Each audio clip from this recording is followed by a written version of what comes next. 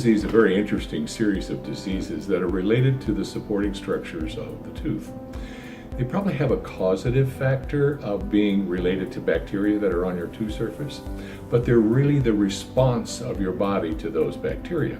So it's really an inflammatory disorder rather than a bacterial infection. So what destroys the bone structure is your body's response to those bacteria. So I imagine it is if you stick your splinter in your finger, you end up getting swelling. And if you pull a splinter out, you're going to get a little bit of pus. If you hit your finger with a hammer, it's also going to swell, but it's not an infection, it's an inflammation. That's what goes on in the mouth. You get a slight amount of bacteria, which stimulate a response in your gum tissue, which leads to a loss of the supporting structure around the tooth.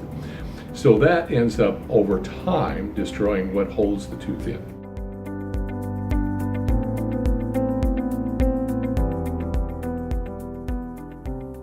I think from a patient standpoint, what's really frustrating is at times you can't tell. There's very seldom pain. So do I have patients come in that are in pain? Not usually, except when they get an acute exacerbation, $9 word for it swells up and then they know something's wrong. But bleeding of the gums when you brush is one good hallmark that there's something unusual going on.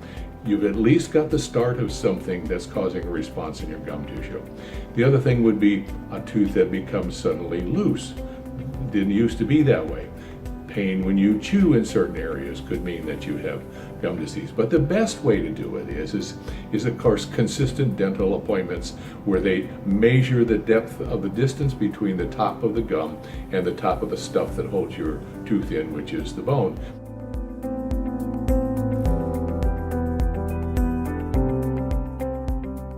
The most important thing for the treatment is knowing if you have value for your teeth. You want to keep your teeth, so you want to treat them to keep them long term. That would be, I would tell any patient, that's the best thing to do. Keep your teeth. However, it does have a systemic effect on you. So these bacteria go to many places in the body. If you find them any other place besides the mouth, especially the ones that are found only in the mouth, you know you've got a challenge.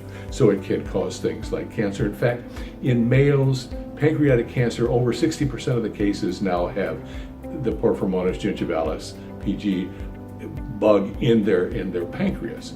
And it causes lots of other problems in other diseases, but direct cause for things like rheumatoid arthritis, anything that's going to increase your your body's response to getting hit by the hammer on your finger, that's the kind of thing you want to control and why you want to get them treated.